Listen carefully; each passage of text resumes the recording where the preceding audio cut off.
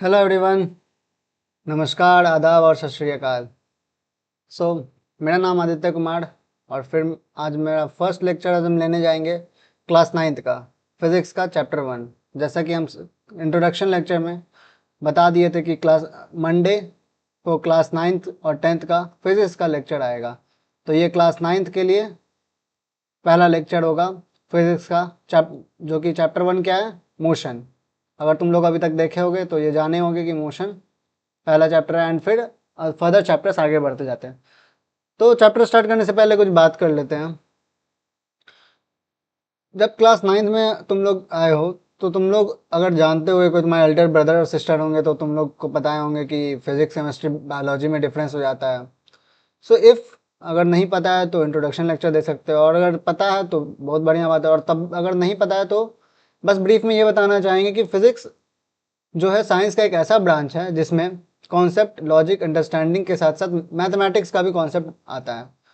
Chemistry वो branch होता है जिसमें तुमको केमिकल इक्वेशंस जो कि रिएक्शंस एटम्स और मॉलिकुलर लेवल पे बहुत स्मॉलर लेवल पे हो रहा होता है। और biology it's all about study of living beings, सिर्फ प्लांट्स, ह्यूमंस एंड एनिमल्स, या फिर यूनिसेलुलर ऑर्गेनिज्म से लेकर मल्टी सेलुलर ऑर्गेनिज्म तक, छोटे छोटे जीव से लेकर बड़े से बड़े जीव तक, हर चीज़ का पढ़ाई बायोलॉजी में होता है।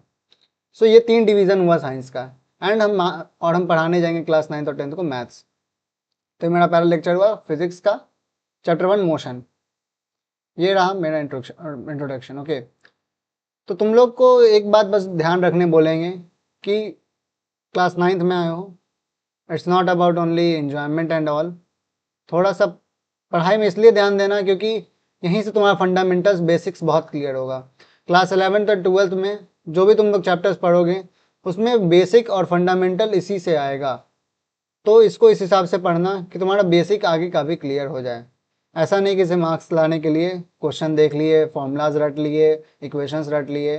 वैसे तो फिर बहुत सारा चीज़ पढ़ा हुआ है, यूट्यूब पे भी सब जगह अवेलेबल है, सारा चीज़ तुम कर सकते हो, नो डाउट। मेरा मेन फोकस रहेगा तुम्हारा कॉन्सेप्ट, लॉजिक, अंडरस्टैंडिंग को बिल्ड बिल्ड करना। क्वेश्चन प्रैक्टिस हम करवाएंगे, नो डाउट, बट उसके साथ साथ हम ज़्यादा ध्यान देंगे कॉन्सेप्ट लॉजिक पे कि तुम्हारा अंडरस्टैंडिंग कितना हो रहा है। ओके, जो दिक्कत होगा, जो प्रॉब्लम आएगा, तुम मुझे कमेंट कर सकते हो या फिर मेरे इंस्टा पे डीएम कर सकते हो हमको।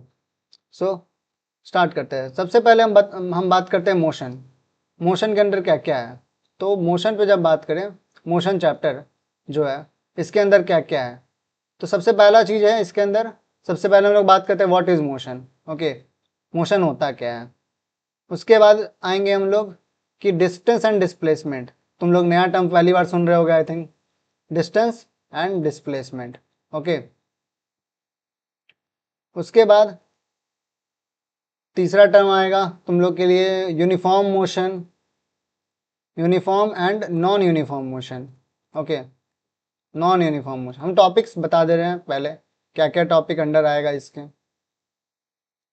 चौथा चौथा है speed, velocity and acceleration. Okay, पांचवा टॉपिक, ये देखो स्पेसिफिकली ये मेंशन नहीं होता है कहीं टॉपिक, बट हम पढ़ाएंगे ग्राफ को लेके। ग्राफ का अंडरस्टैंडिंग होना बहुत ज़रूरी है। हम क्लास 11th एंड 12th में भी आके हम खुद फेस किए थे बहुत प्रॉब्लम्स ग्राफ्स को लेके, तो हमको लगता है ग्राफ्स का concept class 9th and 10th में ही क्लियर हो जाना चाहिए, क्योंकि ग्राफ एक कुछ नहीं, एक ऐसा रिप्रेजेंटेशन है किसी भी डेटा का जो कि तुम लोग को बहुत एनालाइज करना पड़ेगा।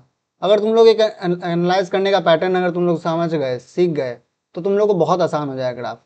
और अगर तुम लोग नहीं सीख पाए, तुम लोग नहीं समझ पाए ग्राफ तुमसे क्या कहना चाहता है, तो तुम लोग को बहुत प्रॉब्लम होगा कि तुम लोग वैल्यू सही से नहीं डिनोट कर पाओगे, तुम लोग सही से ये नहीं बता पाओगे कैसे कैसे हम लोग ग्राफ हमसे क्या कह रहा है, ये तुम लोग नहीं समझ पाओगे। तो हम ग्राफ एक टॉपिक लेके चलेंगे। ग्राफ जबकि एक टॉपिक वैसा कुछ है नहीं, different different type of motion and speed velocity graph बनाए पढ़ना है, तो हम ग्राफ को स्पेशली पढ़ाएंगे बहुत अच्छे से, ठीक, पूरा क्लास लेके। उसके बाद अगला टॉपिक आता है जो कि बहुत इंपॉर्टेंट टॉपिक है इस पूरे चैप्टर का, इक्वेशंस ऑफ मोशन। ओके, ये बहुत इंपॉर्टेंट है, मतलब बहुत बहुत इंपॉर्टेंट। ओके, एकदम इसको वीवीआई स्टार मार्क कर लो। ओके, ये बहुत इंपॉर्टेंट टॉपिक है, तुमको क्लास 11th में भी जाके तुमको ये पढ़ना होगा, या फिर फर्दर हायर स्टडीज़ करोगे तो उसमें भी यूज़ होगा। ये बहुत बेसिक एंड बहुत इंपॉर्टेंट टॉपिक है, इसका अंडरस्टैंडिंग होना। ठीक, उसके बाद एक छोटा सा टॉपिक आएगा सर्कुलर मोशन का, और चैप्टर दी एंड। तो तुम लोग को मेजरली इतने टॉपिक्स पढ़ने हैं। ओके, सबसे पहले हम लोग आज के वीडियो लेक्चर में ये समझेंगे कि मोशन क्या होता है, डिस्टेंस डिस्प्लेसमेंट के बारे में जानेंगे, और यूनिफॉर्म और नॉन यूनिफॉर्म मोशन के बारे में हम लोग पढ़ेंगे। ये तीन चीज़ आज के लेक्चर्स में कवर होगा। ठीक है, उसके बाद फर्दर आने वाले वीडियोज़ में हम ये सब कवर करेंगे। क्लियर? तो सबसे पहले बात कर लेते हैं भाई कि मोशन हम लोग पढ़ क्यों रहे हैं, ये क्यों मोशन जो है वो क्या है, क्यों पढ़ रहे हैं हम लोग, ऐसा क्या है इसमें जो हम लोग को इतना डीपली हम लोग बहुत कुछ खोजे सीख रहे हैं अभी भी।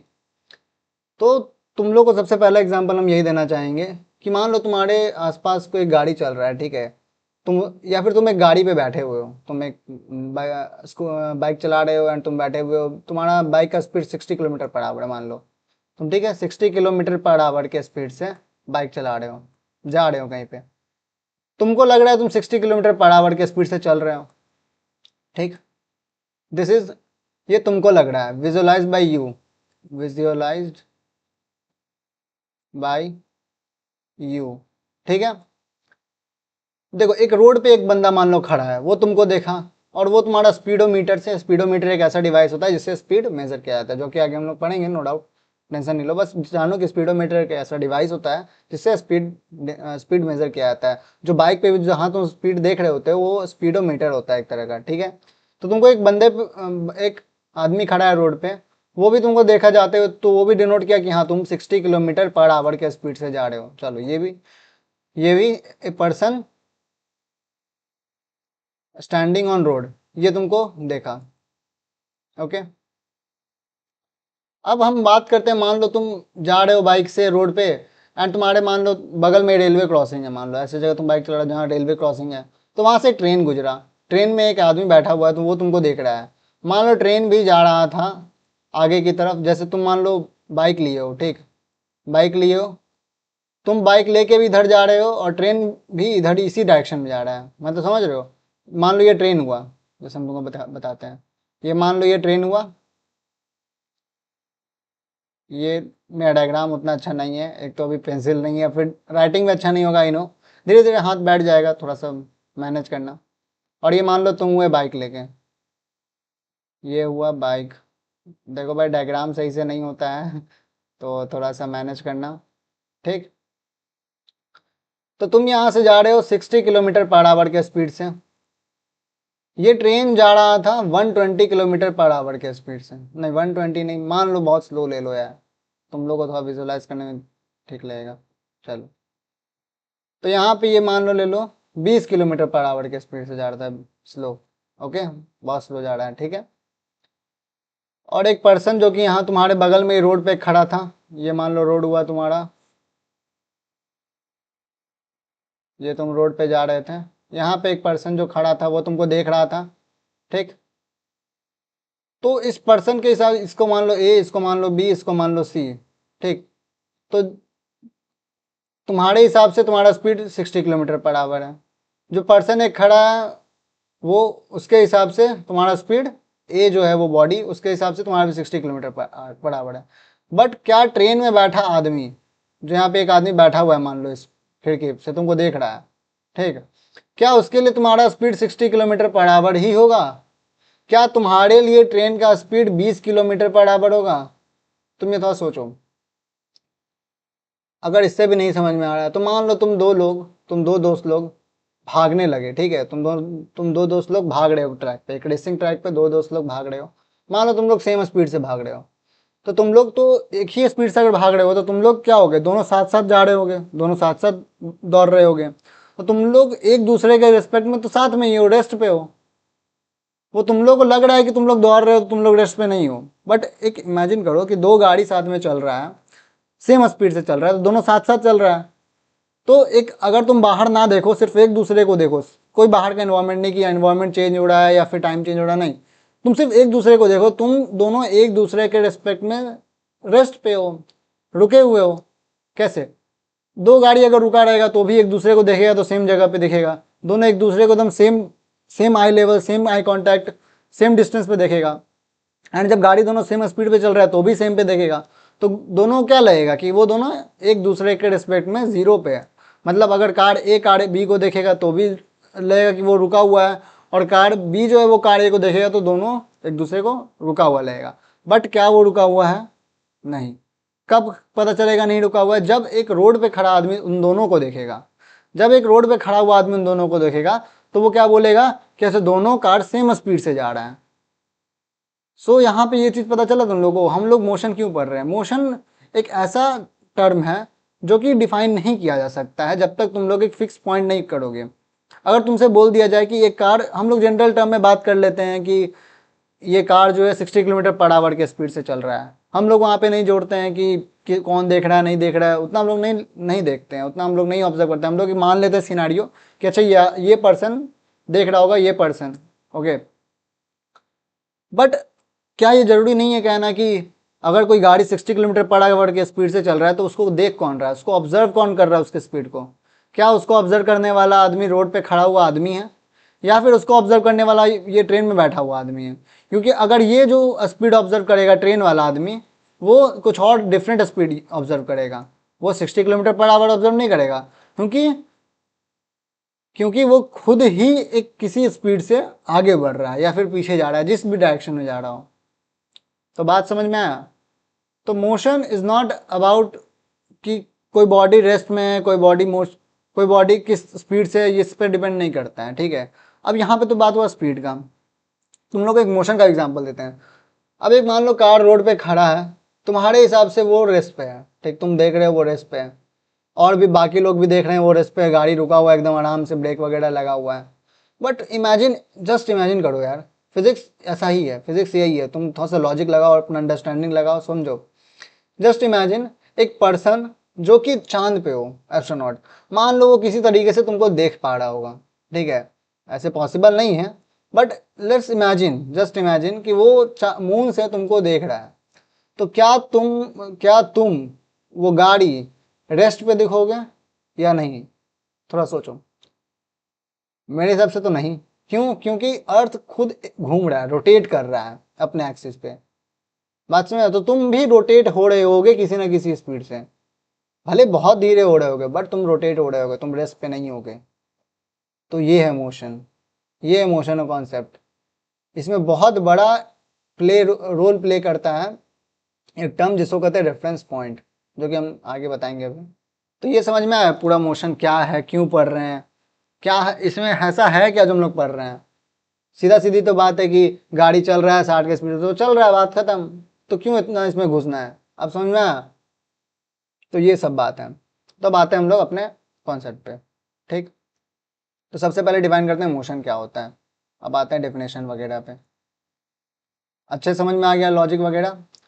तो मोशन, मोशन क्या होता है? बॉडी, देखो तुम लोग साथ साथ लिखते जाना, हम भी नोट्स इसीलिए नहीं लिख के लाए हैं कि पहले से पीपीटी में तैयार है एंड हम सीधे आके पढ़ाने लग गए। हम भी लिख रहे हैं इसीलिए कि साथ में लिखेंगे, स्क्रीनशॉट वगैरह का मत लेने का, हम बहुत लिए स्क्रीनशॉट, हम भी वो रखा जाता है। ओके, सो साथ में लिख के चलो। चलो, मोशन क्या है? Body said to be in motion, a body is said to be in motion its position if its position लिखते चलो, if its position changes continuously with respect to time, with respect to time नहीं sorry sir, time नहीं, with respect to reference point, reference point। सो तुम लोग अब समझ रहे होगे थोड़ा सा बात कि हम क्या कहना चाह रहे हैं। ओके, ये बहुत इंपॉर्टेंट टर्म है, लोग इसको थोड़ा नेग्लेक्ट करके चलते हैं, नहीं समझते ये रेफरेंस पॉइंट क्या है। हम इसीलिए इतना अच्छा से दो दो एग्जाम्पल देके बताया। नहीं समझ में आएगा तो फिर कमेंट डाउन करना, हम बताएंगे फिर। तो समझे, body said to be in motion, एक बॉडी तभी मोशन, बॉडी मतलब ऑब्जेक्ट, कोई भी ऑब्जेक्ट ले लो यार, किसी भी ऑब्जेक्ट को, car, scooter, human being, animal, कुछ भी ले सकते हो। एक body said to be in motion, body तभी मोशन में कहा जाएगा इफ इट्स पोजीशन, उसका पोजीशन, वो एक जगह से दूसरे जगह जा रहा हो, चेंजेस कंटिन्यूअसली, लगातार जा रहा हो या चेंज होते रह रहा हो, किस किसके रिस्पेक्ट में, ये बहुत इंपॉर्टेंट चीज है, ये एकदम बहुत इंपॉर्टेंट चीज है पूरे के पूरे डेफिनेशन का, अगर ये छोड़ोगे तो पूरा डेफिनेशन ही अधूरा है। Position changes continuously with respect to reference point. So reference point तुम लोग समझ रहे हो, रेफरेंस पॉइंट मतलब वो ऑब्जर्वर, कि तुम लोग किसको ऑब्जर्वर मान रहे हो, कौन ऑब्जर्व कर रहा है, क्या वो रोड पे खड़ा हुआ आदमी ऑब्जर्व कर रहा है, क्या वो ट्रेन में बैठा हुआ आदमी ऑब्जर्व कर रहा है, या फिर तुम खुद ऑब्जर्वर हो, सब रिस्पेक्टिव पे डिपेंड करता है रेफरेंस पॉइंट। तो पता करते हैं ये रेफरेंस पॉइंट क्या होता है। तो ये रेफरेंस पॉइंट,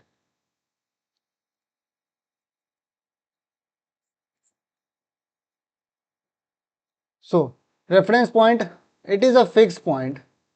क्या होता है, ये फिक्स पॉइंट होता है, एक पॉइंट को फिक्स करो तुम लोग, पॉइंट ले लो या बॉडी, किसी भी ऑब्जेक्ट को फिक्स कर लो इन स्पेस, स्पेस मतलब पूरे स्पेस में, मतलब यूनिवर्स, या फिर तुम ले लो कहीं भी, तुम एक पॉइंट कोई भी ऑब्जर्वर को स्पेसिफाई करो, स्पेस मतलब होता है पूरे डायमेंशन, 3D डायमेंशन को हम लोग इंक्लूड कर रहे हैं, कहीं भी तुम किसी भी पॉइंट में स्पेसिफाई कर दो, पॉइंट को स्पेसिफाई कर दो, बॉडी को स्पेसिफाई कर दो, किसी ऑब्जेक्ट को स्पेसिफाई कर दो, किसी कार, स्कूटर, कुछ भी को भी तुम स्पेसिफाई कर सकते हो, नो डाउट।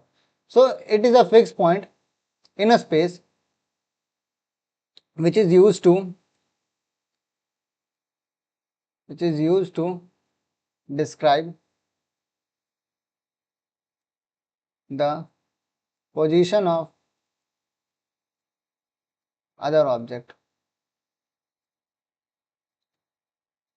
ओके, तो ये समझ में आया कि ये एक ऐसा फिक्स पॉइंट है, ये ऐसा नहीं कि यार तुम कभी पॉइंट ए ले रहे हो फिर आगे पॉइंट बी ले ले रहे हो, पॉइंट सी ले रहे हो। हम देखो दोनों में डिफरेंस है, दो बात में। हम लोग मान लो तुम एक ऑब्जर्वर माना कार को, जो कि 20 किलोमीटर पर आवर के स्पीड से चल रहा हो, और एक तुम ऑब्जर्वर माना, ये ऑब्जर्वर बन सकता है, ये रेफरेंस पॉइंट बन सकता है कि एक कार है जो कि 20 किलोमीटर पर आवर के स्पीड से आगे जा रहा है, तो ये ऑब्जर्वर है मेरा, हम इसको ऑब्जर्व करके किसी और चीज को डिफाइन कर रहे हैं, किसी और के पोजीशन को। बट ऑब्जर्वर चेंज नहीं होना चाहिए, पहले मान लो ऐसे तुम पहले कार लिए 20 किलोमीटर पर आवर के स्पीड से, फिर ट्रेन ले लिए, फिर कोई मैन ले लिया, ऐसा नहीं ले सकते हो। हम बोल रहे हैं ऑब्जर्वर का स्पीड वगैरह चेंज हो सकता है, बट एक ऑब्जर्वर फिक्स होना चाहिए। ठीक, it is a fix point in space which is use to describe the position of the other object. ठीक है, ये तो समझ में आ गया। एक बात जो कि थोड़ा नोट में करके लिखना, मतलब ये हमको लगता है बताना चाहिए। सो ये बहुत इंपॉर्टेंट बात है, motion is an is a relative term, relative term, not an absolute term.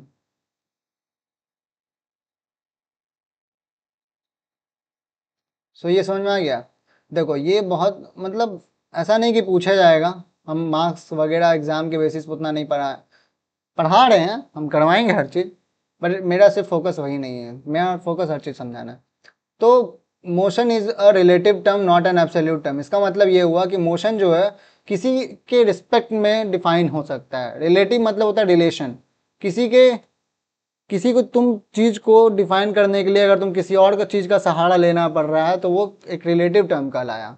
जैसे मान लो अगर तुम डिस्टेंस का बात करोगे या लेंथ का बात करोगे, तो अगर तुम किसी स्केल का बोल रहे हो कि एक स्केल है जो, मान लो ये पेन है, ठीक है, ये पेन मान लो हम बोले 10 सेंटीमीटर का है, तो ये 10 सेंटीमीटर का ही रहेगा, चाहे हम ऑब्जर्व करें, पटना में करे, चेन्नई में करे, लंदन में करे, कहीं भी करो, ये 10 सेंटीमीटर ही रहेगा।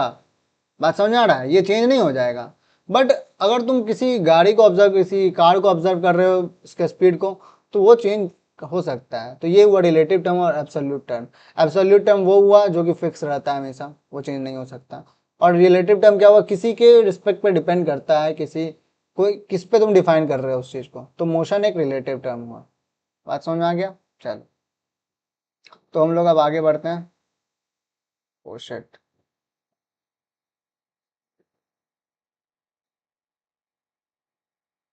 चलो तो अब अगला टॉपिक आता है distance.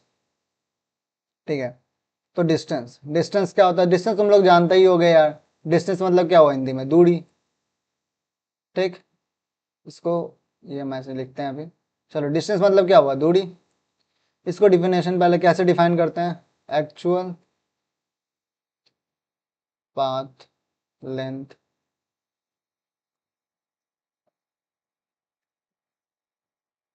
covered by the body in actual path length covered by the body। Okay, इतना ही।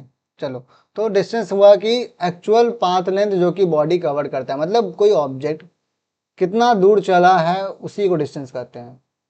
वो कहाँ से कहाँ गया है, इसका स्टार्टिंग पॉइंट क्या था, उसका फिनिशिंग पॉइंट क्या था, इससे कोई मतलब नहीं है। हमको मतलब है वो कहाँ से कितना दूर चला है, कैसे कैसे गया है, बस हमको उसके पाथ से मतलब है। मतलब अगर बॉडी ए, मान लो ये पॉइंट ए है और ये पॉइंट बी है मान लो, ठीक। तो मान लो एक पॉइंट ए से बी जाने का रास्ता मान लो ऐसे भी हो सकता है, ये मान लो पॉइंट बी, तो ऐसे भी हो सकता है एक रास्ता, या फिर एक रास्ता ऐसे भी हो सकता है, ऐसे, ठीक। और एक रास्ता मान लो ये भी हो सकता है, एकदम बिल्कुल एकदम कर्व वगैरह कुछ भी लेके ऐसे पहुंच गए यहाँ पे, तो ये एक रास्ता ये भी हो सकता है। तो जो डिस्टेंस है वो डिपेंड करता है तुम इस वाले रास्ते से जा रहे हो या फिर सेकंड वाले रास्ते से जा रहे हो या फिर इस थर्ड वाले रास्ते से जा रहे हो। तो ये समझा, डिस्टेंस क्या हुआ? जो कि एक्चुअली कवर कर रहा है लेंथ बॉडी, ठीक है। बॉडी ए से बी जा रहा है इससे मतलब नहीं है, लेकिन बॉडी कितना दूर गया, किस रास्ते से गया, उस पर डिपेंड कर रहा है। ये बात समझ में आ गया? चलो, तो ये एक एग्जाम्पल हुआ, समझो डिस्टेंस का। डिस्टेंस तुम लोग पढ़ते भी आए होगे यार, मैथ्स में भी सॉल्व किए होगे, डिस्टेंस को स्पीड इनटू टाइम करके, ठीक है। तो अब आते हैं इसका, जैसे इसको डिनोट किया जाता है डिनोटेड बाय, डिनोट मतलब सिंबल में इसको डिनोट करते हैं, डिनोटेड बाय स्मॉल एस, ठीक है। स्मॉल एस है ये, तो स्मॉल एस से इसको डिनोट करते हैं। हर बार तुम डिस्टेंस बहुत बड़ा बड़ा थोड़ी लिखोगे इतना सारा, तो इससे अच्छा है कि इसको स्मॉल एस से डिनोट कर दो, ठीक है। चलो, इसके बाद इसका यूनिट, ऐसा यूनिट इज मीटर, ओके। अब तुम लोग ये समझो कि ऐसा यूनिट क्या होता है, थोड़ा सा ये समझ लो। तो पहली बात तो यूनिट, पहले के ज़माने में थोड़ा सा आप समझो बात, पहले के ज़माने में लोग किसी चीज़ को नापने के लिए, किसी चीज़ को मेज़र करने के लिए डिफरेंट डिफरेंट तरीके से मेज़र करते थे। मान लो पहले पहले बहुत पहले क्या होता था कि मान लो किसी का लेंथ, इसका लेंथ मेज़र करना है, तो क्या करते थे हम लोग? पाम साइज़ को लेते थे और यहाँ से हम नापते थे, देखते थे कि अच्छा ये एक पाम के लगभग है, लगभग बराबर है। तो ऐसे हम लोग मेज़र किए। मान लो कुछ और उठाए, कुछ और चीज़ को मेज़र करने के लिए रखे, तो उसके लिए मान लो जैसे हाथ हमको मेज़र करना है, ये हाथ पूरा, ठीक है। तो ये एक लिए, फिर एक बीता ये, तो फिर ऐसे करके बोले कि हाँ 2 पाम साइज़ के बराबर मेरा हैंड है। तो इस तरीके से मेज़र किया जाता था। फिर उसके बाद डिफरेंट डिफरेंट तरीका इवॉल्व हुआ और मेज़र करने का तरीका बदलते गया।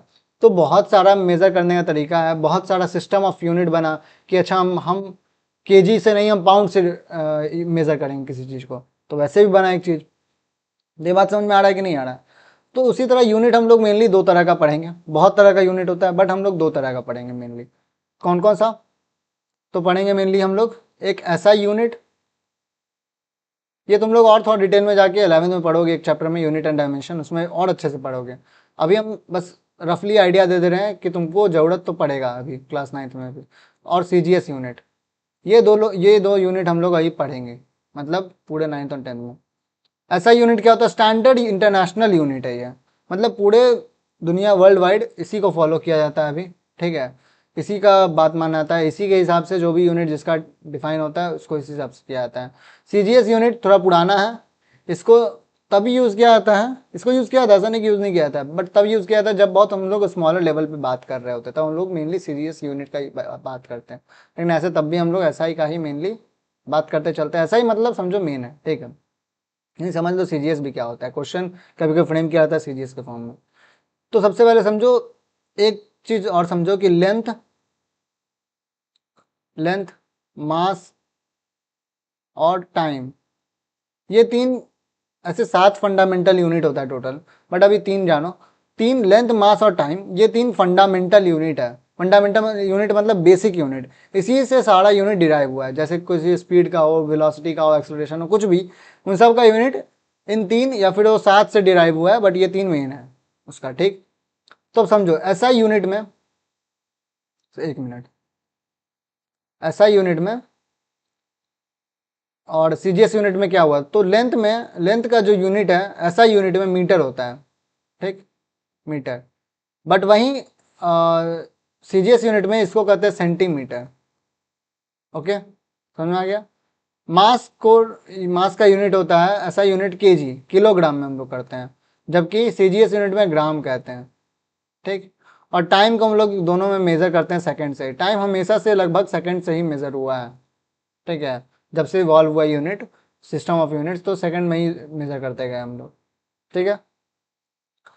तुम सीजीएस का मतलब भी यही होता है, सी फॉर सेंटीमीटर, जी फॉर ग्राम और एस फॉर सेकेंड। सीजीएस मतलब ही यही होता है, बात समझ में आ रहा है। और एसआई में क्या हुआ, मीटर केजी सेकंड, ये चीज़ याद रखना, ठीक है, आगे बहुत काम देगा न्यूमेरिकल वगैरह सॉल्व करने का तो मोस्टली, ठीक। तो डिस्टेंस में एसआई यूनिट समझ गए, डिनोटेड बाई समझ गए। उसके बाद इसमें, हाँ, इसका एक फॉर्मूला जो होता है, डिस्टेंस मतलब speed, distance is equals to speed into time, speed into time. अभी हम लोग स्पीड नहीं पढ़े हैं, तो इसको स्पीड नहीं पढ़े हैं, बट तुम लोग जानते भी होगे ये फॉर्मूला, तो ये फॉर्मूला ध्यान रखना, बात समझ आएगा। एक चीज़ और, बहुत इंपॉर्टेंट चीज़, तो बहुत ज़्यादा, ठीक, distance can never be zero और negative if the body is in motion. बात समझ में आया। देखो क्या कहना चाह रहे हैं कि डिस्टेंस कभी नेगेटिव नहीं हो सकता है, ठीक है। डिस्टेंस कभी जीरो भी नहीं हो सकता अगर बॉडी मोशन में है। तो अगर बॉडी चल रहा है तो वो डिस्टेंस कभी जीरो हो ही नहीं सकता। अगर बॉडी रेस्ट में है, बॉडी रुका हुआ है, तो वो तो उसका डिस्टेंस जीरो ही है। वो डिस्टेंस कवर ही नहीं किया अभी तक, चला ही नहीं है, तो उसका डिस्टेंस जीरो हुआ। बट डिस्टेंस कभी भी नेगेटिव नहीं हो सकता। तुम कैसे बोल सकते हो कोई गाड़ी -2 मीटर चला है, ऐसा कैसे हो सकता है, नहीं हो सकता है।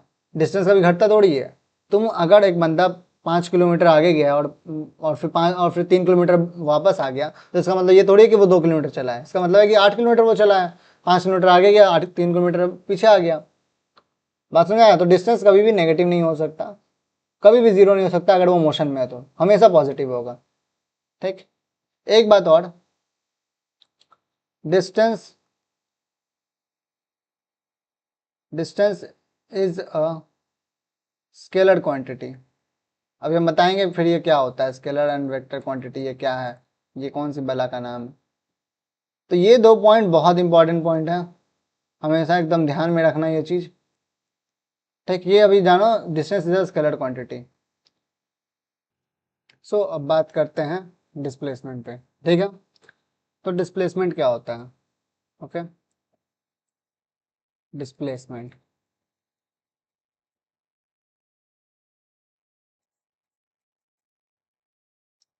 सो डिस्प्लेसमेंट मतलब क्या हुआ कि, तो डिस्टेंस और डिस्प्लेसमेंट दोनों सेम चीज़ है, दोनों मीटर लेंथ को ही रिप्रेजेंट करता है।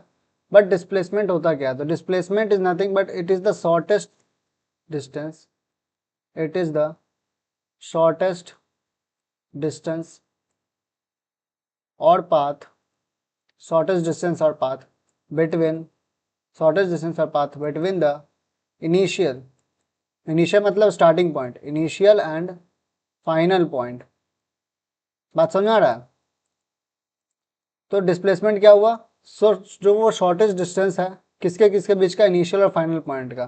जैसे मान लो ये हम लोग एक सर्कल को लेते हैं, एक सर्कुलर ट्रैक है मान लो, उस पर ए पॉइंट से कोई आदमी स्टार्ट कर रहा है और वो मान लो जा रहा घूम के घूमते घूमते घूमते घूमते वापस ए पे आ जा रहा है, ठीक। तो उसका इनिशियल और फाइनल पॉइंट क्या हुआ, दोनों सेम हो गया, ए।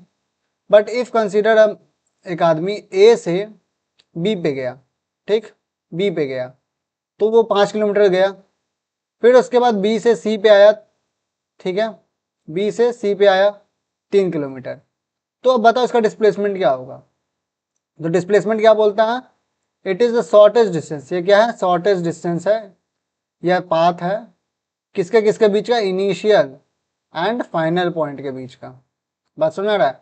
तो इसका मतलब ही क्या हुआ कि जो यहाँ पे इस डायग्राम को अगर मान लो बात किया जाए, इस डायग्राम को अगर बात किया जाए तो डिस्टेंस क्या होगा, अगर इस बात का इसका बात किया जाए तो एग्जाम्पल में डिस्टेंस डिस्टेंस क्या हो जाएगा, A B plus B C, A B plus B C हो जाएगा, जो ये कितना है 5 + 3 = 8 किलोमीटर्स। ठीक, लेकिन वही जब अगर डिस्प्लेसमेंट का बात किया जाए, डिस्प्लेसमेंट का बात किया जाएगा तो डिस्प्लेसमेंट क्या होगा, ए सी। ए सी क्या होगा, ए सी क्या है यहाँ पे, समझो इस बात को, ए सी है क्या, ये ए सी है shortest distance, A to C जाने का मतलब ये initial point A to final point C जाने का सबसे शॉर्टेस्ट डिस्टेंस क्या होगा, ये स्ट्रेट लाइन। तो इस स्ट्रेट लाइन को ही डिस्प्लेसमेंट कहेंगे, इस शॉर्टेस्ट डिस्टेंस को ही डिस्प्लेसमेंट कहेंगे। तो यहाँ पे डिस्प्लेसमेंट क्या हुआ, ए सी। तो ए सी अब कैलकुलेट करते हैं तो ए सी पाइथागोरस थ्योरम लगाते हैं, तो पाइथागोरस थ्योरम क्या कहता है, तो A C is squared is equals to A B square minus B C square, यही कहता है ना कि ये बेस का स्क्वायर है is equals to hypotenuse square minus height square. ठीक, तो यहाँ पे अगर बात किया जाए तो displacement A C is equals to क्या हो जाएगा, रूट अंडर ए बी कितना है, ए बी है 5 किलोमीटर तो 5 का स्क्वायर, और माइनस बी सी कितना है 3 किलोमीटर तो 3 का square is equals to root under 25 minus 9 is equals to root under 16 is equals to 4 kilometres. So A C क्या आया, 4 किलोमीटर, मतलब ये क्या हो गया, डिस्प्लेसमेंट हो गया। बात समझ में आ गया, डिस्प्लेसमेंट क्या हुआ, it is the shortest distance या path between initial and final point. Displacement समझ में आ गया concept, it's not like distance, it's different. तो डिस्प्लेसमेंट पे अदर कुछ चीज बात कर लेते हैं, जैसे इट इज डिनोटेड बाय, इसको भी डिनोट करते हैं एस से। ठीक है, इसको भी सेम एस से, स्मॉल एस से डिनोट करते हैं। ठीक, इसका भी ऐसा यूनिट मीटर है। ठीक, मीटर। ठीक है, उसके बाद इसमें एक चीज और, एक चीज बात है, डिस्प्लेसमेंट कैन बी, ये बहुत इंपॉर्टेंट पॉइंट है, कैन बी नेगेटिव, नेगेटिव भी हो सकता है, जीरो जीरो भी हो सकता है, और पॉजिटिव पॉजिटिव भी हो सकता है। एग्जाम्पल से समझाते हैं कैसे। ठीक है, क्या बोल रहा है ये, it can be negative, it can be zero, और इट कैन बी पॉजिटिव। ठीक है, तो ये होगा कैसे, तो मान लो एक बंदा है, एक ए पॉइंट है, एक ए पॉइंट है और एक बी पॉइंट है। ठीक, यहाँ से यहाँ तक का दूरी है 5 किलोमीटर्स। ओके, 5 किलोमीटर्स दूरी है। एक बंदा मान लो यहाँ से यहाँ गया, स्टार्ट किया, पहला जर्नी गया यहाँ से यहाँ तक, पहला जर्नी गया ए टू बी। ठीक है, एक पर्सन गया ए टू बी, पहला जर्नी यहाँ पे पहुंचा ऐसे। ठीक, जाके तो जब ए टू बी गया, अभी डिस्प्लेसमेंट क्या हुआ होगा, इसका डिस्टेंस क्या होगा 5 किलोमीटर्स, और डिस्प्लेसमेंट भी क्या हो जाएगा, डिस्प्लेसमेंट जो होगा, डिस्प्लेसमेंट वो भी क्या हो जाएगा 5 किलोमीटर्स। ओके, ठीक है, इतना समझ में आ गया। तो डिस्टेंस और डिस्प्लेसमेंट यहाँ पे सेम ही हुआ। अब बात करते हैं, जब अब मान लो ये बंदा यहाँ से रिटर्न आने लगा। ठीक, ये रिटर्न आया आया आया आया यहाँ पे पहुँच गया। ठीक, तो बताओ यहाँ पे एकदम आ गया अपने इनिशियल पॉइंट पे, तो यहाँ पे डिस्टेंस क्या रहेगा, तो यहाँ पे डिस्टेंस क्या हो जाएगा 5 + 5 किलोमीटर इक्वल्स टू 10 किलोमीटर। जीरो नहीं होगा, प्लीज गलती से मत बोल देना जीरो, फिर दिक्कत ही हो जाएगा, फिर तुम्हारा डिस्टेंस और डिस्प्लेसमेंट क्लियर ही नहीं हुआ, फिर तुमको देखना पड़ेगा वापस से। डिस्टेंस 10 किलोमीटर होगा, क्यों, क्योंकि डिस्टेंस पाथ पे नहीं डिपेंड करता है, पाथ पे डिपेंड करता है, डिस्टेंस इनिशियल फाइनल पॉइंट पे डिपेंड नहीं करता है। जबकि अब डिस्प्लेसमेंट यहाँ मान लो क्या हो जाएगा, डिस्प्लेसमेंट अगर पूछे इस केस में तो डिस्प्लेसमेंट क्या होगा, तो डिस्प्लेसमेंट क्या होगा 5 - 5 इज इक्वल्स टू 0, या फिर initial is equals to final है, initial point is equals to final point, initial और फाइनल पॉइंट दोनों सेम है, तो 0 किलोमीटर, या फिर कुछ नहीं चला बंदा, क्योंकि जहां से गए थे वहीं पे वापस आ गए। तो डिस्प्लेसमेंट क्या बोलता है कि जो शॉर्टेस्ट डिस्टेंस हो इनिशियल और फाइनल पॉइंट का, दोनों का तो डिस्टेंस ही नहीं है, तो खत्म बात, 0। बात समझ में आ गया था ना। तो ये था डिस्प्लेसमेंट। अब एक और केस लेते हैं, थर्ड केस, ये तुमको समझ में आ गया, पॉजिटिव कैसे वो भी समझ में आ गया, पॉजिटिव जीरो नेगेटिव इतना दूर समझ में आ गया। ठीक है, चलो ये यहाँ से यहाँ ऐसे बंदा वापस आ गया था। अब फिर यहाँ पे क्या किया कि और पीछे चल गया थोड़ा सा, ठीक है, यहाँ पे आके यहाँ तक आ गया। जो ये पर्सन था ये यहाँ से चलते हुए यहाँ पे आ गया, ठीक। इस पॉइंट, इसको मान लो सी का दिए हम लोग, इस पॉइंट को सी का दिए, सी, और यहाँ से यहाँ तक का दूरी था 2 किलोमीटर्स, ठीक। तो बताओ इसमें डिस्टेंस क्या हुआ, डिस्टेंस, तो डिस्टेंस क्या होगा, डिस्टेंस हुआ 12 kilometres. 5, wait wait wait wait, फिर पता नहीं चलेगा तो फिर दिक्कत होगा ना। तो डिस्टेंस क्या हुआ, 5 + 5 + 2 = 12 किलोमीटर्स, ठीक है। वहीं पे जब डिस्प्लेसमेंट क्या होगा, यहाँ पे डिस्प्लेसमेंट का अगर बात किया जाए तो डिस्प्लेसमेंट क्या हुआ, पहले तो यहाँ पे आगे जीरो हो गया, यहाँ पे आया जब ए पॉइंट पे वापस तो वहाँ जीरो हो गया, बट जब यहाँ पे सी पॉइंट पे चला गया और पीछे, तो वो क्या हुआ, -2 हो जाएगा, -2 किलोमीटर। कैसे, ये कैसे हो रहा है, हम लोग कैसे समझ गए कि माइनस हो जाएगा। तो मान लो तुम यहाँ ए पॉइंट से जो आगे गया तुम, तो यहाँ तुम पॉजिटिव लिया, डिस्टेंस बढ़ते गया 5 किलोमीटर, बट अगर हम बी पॉइंट से जब वापस आने लगे तो हम लोग घटाया क्यों दिए, जैसे यहाँ पे 5 किलोमीटर गए, यहाँ पे मान लो जैसे यहाँ पे 5 किलोमीटर गए, ठीक है, यहाँ से 5 किलोमीटर गए, फिर जब वापस आने लगे तो यहाँ पे हम लोग 5 किलोमीटर और घटा क्यों दिए, यहाँ पे आने के बाद जीरो कैसे हो गया, क्यों, क्योंकि ये घटते जा रहा है, जितना पीछे आते जाएगा वो उतना घटते जाएगा, क्यों, क्योंकि हम लोग वापस आते हुए को नेगेटिव में मान लिए, जाते हुए जो पॉजिटिव, जो इस डायरेक्शन में हम लोग जा रहे थे, कैसे, लेफ्ट टू राइट जो हम लोग जा रहे हैं, वो उसको, उस डायरेक्शन को हम लोग क्या मान लिए, पॉजिटिव मान लिए, और जो राइट टू लेफ्ट आ रहे हैं उसको हम लोग नेगेटिव मान लिए हैं। तभी ना भैया 5 में से 5 माइनस हो गए, जीरो हो गया, ए पे आया तो इसीलिए जब ए से और पीछे गया तो यहाँ पे हम लोग -2 किलोमीटर ले लिए। -2 इसलिए नहीं लिए क्योंकि वैल्यू ही -2 किलोमीटर हो गया, वो -2 किलोमीटर चल गया, नहीं, यहाँ पे माइनस कहने का मतलब ही यही है कि डायरेक्शन उसका माइनस है। डायरेक्शन हम लोग ऐसा माने कि अब डायरेक्शन ऐसा पहुंचा गाड़ी का कि नेगेटिव में चला गया अपने आप। अगर यही क्या करते कि उल्टा कर देते, मान लो ये जो डायरेक्शन इसको हम लोग नेगेटिव मान लिए होते और इसको मान लो पॉजिटिव मान लिए होते, तो क्या होता, तो पहला केस में -5 आंसर होता, -5 किलोमीटर, दूसरे केस में तो जीरो ही होता, और तीसरे केस में यहाँ पे +2 आंसर हो जाता, बट पहले केस में फिर माइनस हो जाता, फिर बोलते माइनस कैसे हो गया सर, आगे चला है तो, इसलिए हम पहले प्लस लिए उसके बाद अभी माइनस समझा। चीज समझ में आया, नहीं समझ में आया तो एक बार फिर से रिपीट करके देख लेना, ठीक है।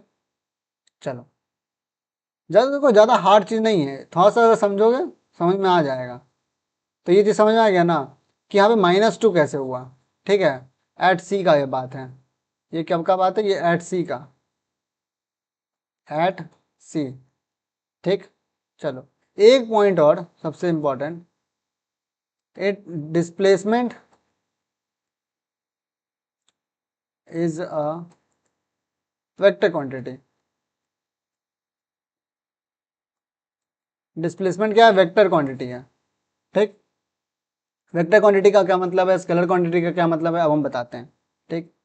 तो आज आप देखते हैं बस स्केलर और वेक्टर को, ठीक।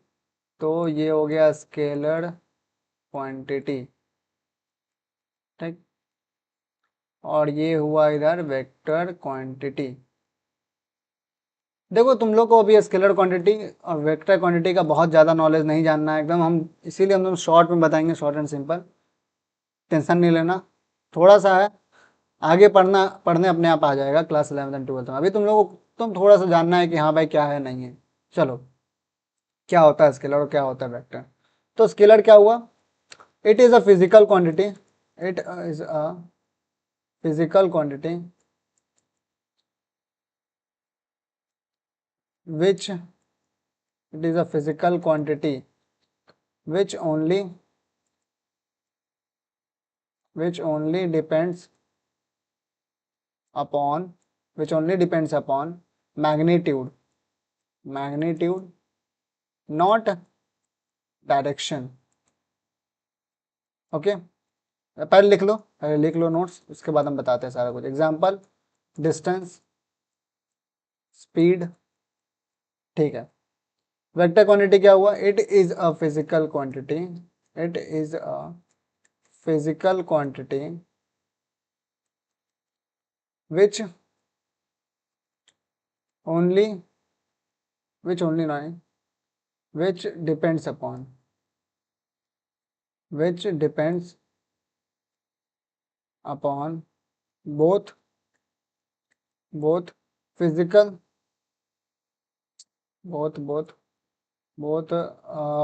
magnitude, which depends upon both magnitude and direction.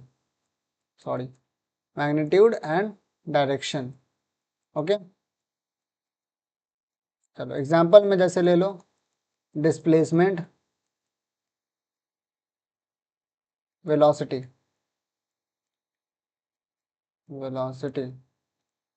ठीक है. क्या हुआ इसका मतलब, पहले समझो कि मैग्नीट्यूड क्या होता है. जैसे मान लो हम लोग लिखते हैं कि length is equals to 5 kilometres, 2 metre या 3 सेंटीमीटर. तो ये 5, ये 2, ये 3, ये क्या है, ये मैग्नीट्यूड है, ये कांस्टेंट नंबर्स है, इसी को मैग्नीट्यूड कहते हैं, मैग्नीट्यूड. तो मैग्नीट्यूड समझ में आ गया. तो मैग्नीट्यूड क्या होता है, मैग्नीट्यूड क्या हुआ, कांस्टेंट नंबर्स. और डायरेक्शन तुम लोग जान ही रहे हो कि एक पर्टिकुलर डायरेक्शन बताना कि नॉर्थ में है, साउथ में है, ईस्ट में, वेस्ट में, नॉर्थ वेस्ट में, नॉर्थ ईस्ट में, कहाँ है. ठीक है. तो अब बात आता है स्केलर क्या होता है. स्केलर होता है जो कि सिर्फ मैग्नीट्यूड पे डिपेंड करे, डायरेक्शन पे नहीं. जैसे डिस्टेंस एग्जांपल, तो डिस्टेंस से समझ में आ जाएगा. मान लो एक बंदा जा रहा है नॉर्थ में, 2 किलोमीटर आगे गया, फिर उसके बाद ईस्ट मुड़ गया. ईस्ट मतलब ईस्ट मुड़ गया. जैसे तुमको इधर से लिख के बता, एक बंदा गया नॉर्थ में 2 किलोमीटर नॉर्थ, ठीक है. फिर यहाँ से क्या किया, यहाँ से मुड़ गया ईस्ट में 1 किलोमीटर, ठीक है. फिर यहाँ से साउथ आ गया 2 किलोमीटर वापस, ठीक. अब अगर तुम बोलोगे तो डिस्टेंस ये कितना कवर किया, डिस्टेंस ये कवर किया टोटल 5 किलोमीटर. डिस्प्लेसमेंट इसका कवर होगा 1 किलोमीटर, डिस्टेंस नहीं. समझा. इसका अगर डिस्प्लेसमेंट पूछोगे, डिस्प्लेसमेंट, तो डिस्प्लेसमेंट इसका बताओगे तुम 1 किलोमीटर. ऐसा नहीं बोल देना कि यार डिस्टेंस भी 1 ही किलोमीटर, नहीं. डिस्प्लेसमेंट ना हुआ कि ये इनिशियल पॉइंट हुआ, ये फाइनल पॉइंट हुआ, तो इन दोनों के बीच का शॉर्टेज डिस्टेंस यही 1 किलोमीटर है. बात समझ में आ गया. तो ये हुआ तुम्हारा स्केलर क्वांटिटी. मतलब एक ऐसा क्वांटिटी, एक ऐसा फिजिकल क्वांटिटी. फिजिकल क्वांटिटी मतलब क्या हुआ कि मेजरेबल क्वांटिटी, जिससे तुम मेजर करते हो. एक ऐसा क्वांटिटी जिससे तुम मेजर करते हो, जैसे distance, displacement, speed, velocity, acceleration, time, these all are physical quantities. ऐसा क्वांटिटी जिससे कुछ मेजर किया जाए. ठीक है. तो ये समझ में आ गया कि स्केलर क्वांटिटी क्या होता है. ये सिर्फ डिपेंड करता है मैग्नीट्यूड पे. इसको डायरेक्शन से कोई मतलब नहीं है, नॉर्थ में जा रहा है, साउथ में जा रहा है, कोई फर्क नहीं पड़ रहा है, क्योंकि डिस्टेंस कोई फर्क नहीं पड़ता. तुम नॉर्थ जाओ, साउथ जाओ, ईस्ट जाओ, वेस्ट जाओ, तुम अगर जा रहे हो तो बस बात खत्म है. तुम्हारा स्पीड, तुम्हारा डिस्टेंस जो है वो जुड़ते जाएगा, तुम कितना दूर चल रहे हो. But on the other hand, अगर तुम डिस्प्लेसमेंट का बात करो, डिस्प्लेसमेंट में अगर तुम मान लो नॉर्थ गए, ठीक, नॉर्थ गए यहाँ पे 2 किलोमीटर, फिर यहाँ पे आए ईस्ट चले गए, ईस्ट, यहाँ पे ईस्ट आए 1 किलोमीटर, और फिर वापस से साउथ आ गए, साउथ में यहाँ पे आ गए वापस से 2 किलोमीटर. तो ये जो तुम्हारा फाइनल, ये ए जहाँ से तुम स्टार्ट किए थे, और ये जो बी जहाँ पे तुम एंड कर रहे हो, इन दोनों के बीच का जो शॉर्टेज डिस्टेंस, ये बताएगा तुम्हारा डिस्प्लेसमेंट, जो कि 1 किलोमीटर है. तो यहाँ डिस्प्लेसमेंट क्या हुआ, 1 ही किलोमीटर हुआ. ये कैसे हो रहा है, ये डिपेंड कर रहा है डायरेक्शन पे. ये डिपेंड कर रहा है किस डायरेक्शन में जा रहा है बॉडी. अगर बॉडी मान लो साउथ में नहीं आया होता तो फिर ये भी ऐड ऑन होता. बट साउथ में आने के कारण नॉर्थ और साउथ दोनों एक दूसरे से माइनस हो गया, क्योंकि दोनों एक दूसरे के अपोजिट डायरेक्शन में. बात समझ में आ रहा है. तो डायरेक्शन पे कैसे डिपेंड कर रहा है चीज़. तो जो डायरेक्शन, जो भी फिजिकल क्वांटिटीज डायरेक्शन पे डिपेंड करते हैं वो होते हैं वेक्टर क्वांटिटी, और जो डायरेक्शन पे डिपेंड नहीं करते हैं, सिर्फ मैग्नीट्यूड पे डिपेंड करते हैं, वो होते हैं स्केलर क्वांटिटी. और ऐसा कोई क्वांटिटी नहीं है जो सिर्फ मैग्नीट्यूड पे डिपेंड, जो मैग्नीट्यूड पे डिपेंड ना करे. मैग्नीट्यूड ही मतलब कांस्टेंट नंबर होता है, किसी का वैल्यू होगा तो वो होगा ही होगा उसका मैग्नीट्यूड. तो स्केलर तो होना ही है. स्केलर होगा, वेक्टर होगा, और भी तरह का क्वांटिटी होता है, बट अभी स्केलर वेक्टर जानो. ठीक, चलो स्केलर वेक्टर क्लियर हो गया माइंड से. अब आते हैं अगला टॉपिक, डिस्टेंस एंड डिस्प्लेसमेंट, दोनों के बीच का डिफरेंस. चलो ठीक है. तो पहला क्या है, डिस्टेंस. देखो डिस्टेंस क्या है, वेट, डिस्टेंस क्या है, it is the length of the path travelled by the body. ये क्या है, लेंथ ऑफ द पाथ बताए, पूरा length of the actual path जितना ट्रेवल करेगा body while moving from an initial position to final position.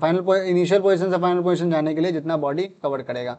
Displacement क्या है, ये शॉर्टेज डिस्टेंस है. ये बताएं हम तुम लोग को, शॉर्टेज डिस्टेंस है कहाँ से कहाँ तक, between initial and final position of the body. ठीक. डिस्टेंस क्या है, स्केलर क्वांटिटी है. डिस्प्लेसमेंट जबकि क्या है, एक वेक्टर क्वांटिटी है. ये सारा तुम लोग को पॉइंट में लिखवाए हम. Distance measured is always positive, distance हमेशा पॉजिटिव ही होगा. Displacement can be positive can be negative depending on the reference point, reference point पर डिपेंड करता है भाई।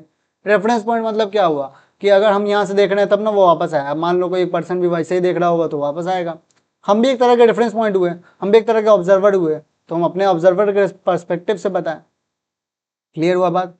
फिर उसके बाद बात आया जो टोटल डिस्टेंस होगा वो the total distance covered is equal to the algebraic sum of all the distances travelled in different direction. मतलब क्या हुआ कि जो टोटल डिस्टेंस क्या होगा, कोई बॉडी टोटल डिस्टेंस कितना किया है, जो हम लोग हर डायरेक्शन में घूमे सबको जोड़ दो, नॉर्थ गए साउथ गए ईस्ट वेस्ट जहाँ गए सबको जोड़ दो, वो टोटल डिस्टेंस है। It doesn't depends on direction, कहीं भी जाओ तुम अगर चल रहे हो तो तुम्हारा डायरेक्शन तुम्हारा डिस्टेंस ऐड ऑन होता जाएगा।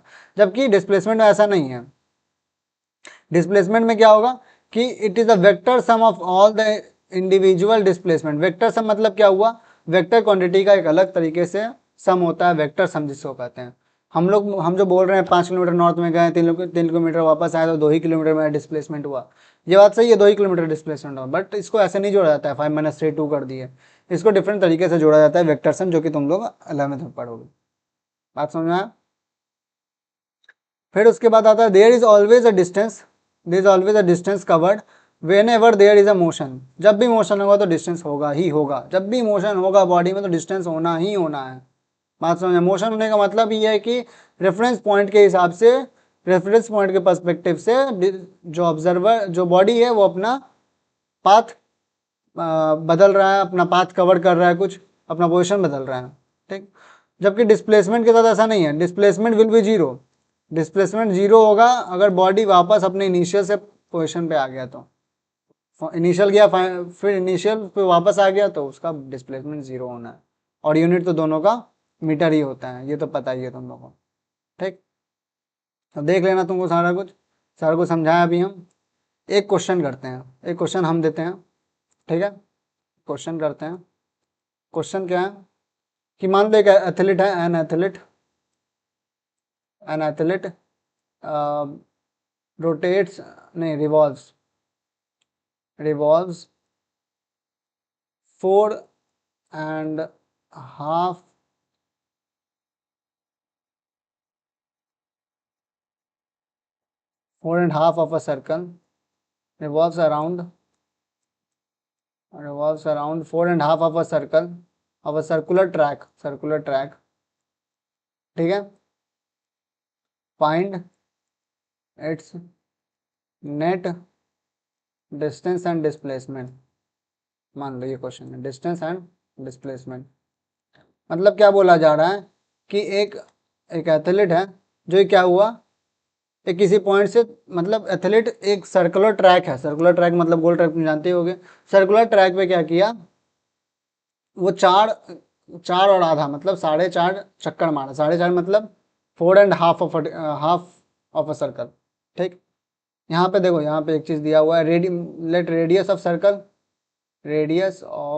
सर्कल मान लो 7 मीटर है, 7 मीटर, ओके। बात समझ में आ गया। तो अब तुमको क्या क्या निकालने बोल रहा है, देखो चलो हम लोग बनाते हैं इसमें ब्लू कलर से, ठीक है। चलो आ जाओ आंसर। पहला तुम लोग डिस्टेंस निकालने बोल रहा है तो डिस्टेंस निकालते हैं। डिस्टेंस देखो, एक चक्कर मारेगा सर्कल का तो वो पेरीमीटर हो जाएगा, पेरीमीटर ऑफ अ सर्कल।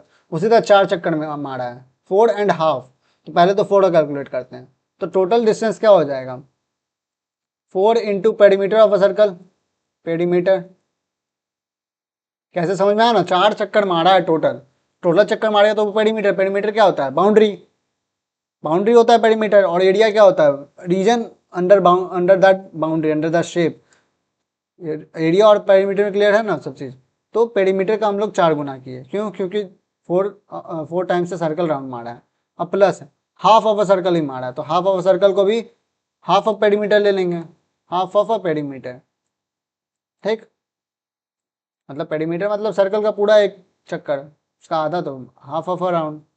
तो ये क्या हो जाएगा, 4 इंटू पेरीमीटर क्या होता है formula, 2 pi r, 2 into pi क्या होता है 22/7 इंटू आर, 7 हो गया, plus half into 2 pi r, तो 2 into 22/7 into 7। Perimeter of circle 2 pi r होता है ना, वही पुट किए 2 पाई का वैल्यू 22/7 और आर जो 7 मीटर दिया हुआ है, ठीक। तो यहाँ पे ये 7 7 कैंसिल होगा, यहाँ भी 7 7 कैंसिल होगा, तो यहाँ पे 4 इंटू 44 प्लस हाफ इंटू 44, तो ये 2 से एक और जाएगा 22 बार में, तो यहाँ 44 4 जा क्या हो जाएगा, 4 6 में 6 176 plus 22 is equals to 178 198 metres. Distance clear हो गया, ठीक है। अब आते हैं डिस्प्लेसमेंट पे, जो कि मेन पार्ट है इसका। तो डिस्प्लेसमेंट पे आते हैं। तो अब एक बात को समझना, वो 4.5 ऑफ राउंड मार रहा है, तो मतलब तुम समझो इस बात को कि अगर वो, यहाँ पे समझना इस बात को, अगर वो कि ए से स्टार्ट कर रहा है तो वो 4 बार ए पे वापस आ चुका है। यहाँ पे एक राउंड मारा, दूसरा राउंड मारा, तीसरा राउंड मारा, चौथा राउंड मारा और ए पे वापस आ गया, तो उसका नेट डिस्प्लेसमेंट 4 बार तो जीरो ही हो गया जी। बात समझ रहे हो, 4 बार तो वो वापस आ गया अपने पोजिशन, तो डिस्प्लेसमेंट क्या हुआ, जीरो, ठीक है। कैसे हम बोल रहे हैं, समझ में आ रहा है बात। अब हाफ का बात करते हैं। हाफ में क्या हुआ, ये ए पे हम चौथा बार वापस आ गया, फिर वापस जाने लगा तो ये हाफ तक आया और रुक गया, ठीक, इतना ही राउंड मारा। तो ये जो इतना दूर की वापस से गया, इसी का डिस्प्लेसमेंट निकालना है, समझ रहे ना बात को। तो डिस्प्लेसमेंट ये मत कर देना है सीधा कि हाफ ऑफ पेरीमीटर लिख दिए। जैसे मान लो डिस्प्लेसमेंट इज इक्वल टू क्या किए, इतना बुद्धि तो लगा कि 4 बार आ गया तो डिस्प्लेसमेंट जीरो और आधा का निकलेगा, तो हाफ ऑफ पेरीमीटर लिख दिए और बड़का ना एग्जाम में करके आ गए और बोले और बहुत चौड़ा हो रहे हैं, ये सही बना दिए। नहीं नहीं नहीं नहीं, ऐसे नहीं होता है, ये गलत है। ये क्या है, गलत, एकदम रॉन्ग है, रॉन्ग, ये एकदम रॉन्ग। चलो सही बताते हैं, फिर हम क्यों है बैठे हुए, सही बताने के लिए। तो डिस्प्लेसमेंट क्या होगा, तो डिस्प्लेसमेंट क्या बोलता है, shortest distance between the initial and final point, shortest distance. तो शॉर्टेस्ट डिस्टेंस क्या होगा, ये होगा शॉर्टेस्ट डिस्टेंस, ये जो यहाँ से यहाँ तक ऐसे, ये हुआ शॉर्टेस्ट डिस्टेंस, समझ में आ रहा है। और ये शॉर्टेस्ट डिस्टेंस कैसे निकलेगा, तो ये हाफ ऑफ अ सर्कल हुआ, ठीक है। ये तो ये क्या होगा, ये सेंटर होगा, यहाँ पे सेंटर से ये क्या होगा, आर होगा रेडियस, तो ये पूरा जो डिस्टेंस होगा वो कितना होगा, 2r होगा, डायमीटर के इक्वल। तो डिस्प्लेसमेंट कितना होगा, 2r is equal to diameter of a circle. बात समझ में आया, यहीं पे गलती हो जाएगा नहीं तो। डायमीटर ऑफ अ सर्कल तो 2 × 7, तो is equal to 14 metres. Clear हो गया, सब चीज क्लियर, ऑल गुड। आगे बढ़ते हैं, एक टॉपिक और बचा, uniform and non uniform motion, ठीक है। चलो उसको कवर करते हैं,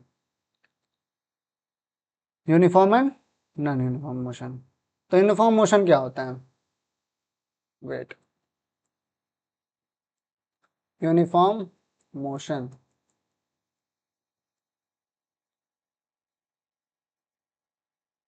यूनिफॉर्म मोशन क्या हुआ, a body is said to be in uniform motion if it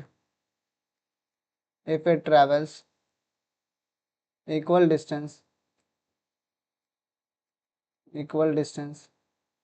in equal interval of time।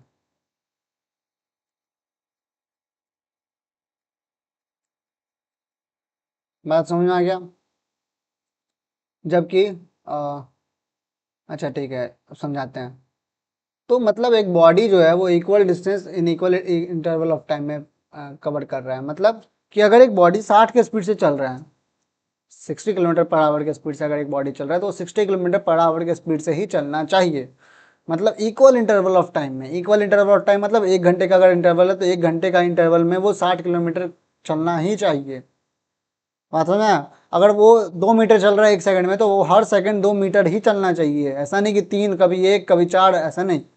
2 metre चल रहा है अगर 1 सेकंड में, तो अगला सेकंड भी 2 मीटर, अगला सेकंड भी 2 मीटर, अगला सेकंड भी 2 मीटर, ये ऐसे होता है, ठीक। एक चीज इसका लिख लो, अब ग्राफ तो अभी बाद में पढ़ाएंगे, बट इसका लिख लो, graph of uniform motion is straight line, ठीक है। स्ट्रेट लाइन मतलब कैसा, ऐसा ग्राफ, ऐसा ग्राफ क्या एक्सप्लेन कर रहा है ये बताएंगे हम अच्छे से, हम बहुत अच्छे से डिटेल में ये सब बताने वाले हैं हम। तो भाई बस इतना जान दो, स्ट्रेट लाइन है, ग्राफ है यूनिफॉर्म मोशन का, स्ट्रेट लाइन। ठीक, अब आते हैं नॉन यूनिफॉर्म मोशन। तब तक के लिए बने रहना भैया, हम बहुत अच्छे से वो ग्राफ वाला क्लास लेंगे, बहुत मन से लेंगे। आई होप तुम लोग सब देखोगे। Non uniform motion, non uniform motion क्या होता है? A body is said to be, a body is said to be in non-uniform motion, in non-uniform motion if, देखो स्टेटमेंट ध्यान रखना, if it travels unequal distance, unequal distance, अब आगे क्या होगा? In equal interval of time, unequal नहीं, in equal interval of time. ठीक है, मतलब क्या हुआ कहने का कि इफ अगर बॉडी मान लो 1 सेकंड में 2 मीटर चल रहा है, तो अगले सेकंड हो सकता है वो 1 मीटर चले, अगले सेकंड हो सकता है वो रुक ही जाए, अगले सेकंड हो सकता है वो 4 मीटर चल ले, या अगले सेकंड वो 5 मीटर 10 मीटर चल ले। तो बात समझ आया? तो नॉन यूनिफॉर्म मोशन में क्या होगा कि बॉडी अनइक्वल डिस्टेंसेस ट्रेवल करेगा इन equal interval of time. Equal interval of time मतलब क्या हुआ कि अगर हम 1 सेकंड का बात कर रहे हैं तो हम 1 सेकंड को ही लेके चलेंगे। अगर वो 1 सेकंड में 2 मीटर चल रहा है तो अगले सेकंड का हम तो सिर्फ एक ही सेकंड काउंट करेंगे। ऐसा नहीं कि फिर हम लोग 5 सेकंड में देखने लग जाएंगे, नहीं, 1 सेकंड में अगर हम लोग ऑब्जर्व कर रहे हैं चीज़ों को तो एक ही सेकंड में ऑब्जर्व करते चलेंगे। मतलब इक्वल इंटरवल ऑफ टाइम में अगर अनइक्वल डिस्टेंस ट्रेवल करेगा तब वो हुआ नॉन यूनिफॉर्म मोशन। और नॉन यूनिफॉर्म मोशन का ग्राफ ऐसा होता है, कर्व लाइन। ये भी क्या है हम बताएंगे बढ़िया से, कोई दिक्कत नहीं है, आराम से चिल मारो, 1-2 क्लास में बस आ ही जाएगा, नेक्स्ट वीक या उसके next week. So graph of non uniform motion, non uniform motion is curved line. Clear? चलो भाई, यहाँ तक क्लियर हुआ? यहाँ तक समझ गए? तो ये था हमारा uniform motion non uniform motion तक। डिस्टेंस समझ गए, डिस्प्लेसमेंट समझ गए, मोशन समझा दिए। अब समय है अलविदा कहने का। इतना देर तक बने रहने के लिए बहुत बहुत धन्यवाद, बहुत बहुत शुक्रिया। 9th के हो यार तुम, इतने देर तक देख रहे हो अगर, तो बहुत अच्छा बात है कि तुम इतना देर पेशेंस रह लिया। और अगर नहीं भी देख पाए तो कोई दिक्कत नहीं है भाई, आराम से। ये लेक्चर तो लंबा जाएगा, इसके बाद हम ट्राई करेंगे हर लेक्चर्स को आधा घंटे के अंदर रख के, भाई भले ही पार्ट वाइज करना पड़े हमको, बट आधे घंटे के अंदर रखने का ट्राई करेंगे। ये लेक्चर इसलिए लंबा गया क्योंकि हमको समझाना था, बहुत कुछ अच्छे से बताना था थोड़ा। ठीक है, आगे भी बताएंगे। थैंक यू उसके लिए, एकदम दिल से बड़ा वाला थैंक यू तुम्हारे लिए, एकदम स्माइली के साथ। कुछ भी दिक्कत हो, कुछ भी बात हो, हमको तुम कमेंट कर सकते हो यूट्यूब पे। इंस्टाग्राम का लिंक आपको डिस्क्रिप्शन में मिल जाएगा, वहाँ पे हमको तुम डायरेक्टली डीएम कर सकते हो। कुछ भी दिक्कत हो, कुछ भी सजेशन हो, कुछ भी रिव्यू देना हो या कुछ भी बात हो, तुम डायरेक्टली हमसे कांटेक्ट कर सकते हो, नो प्रॉब्लम। सो आज के लिए अलविदा, thank you, see you soon, bye bye.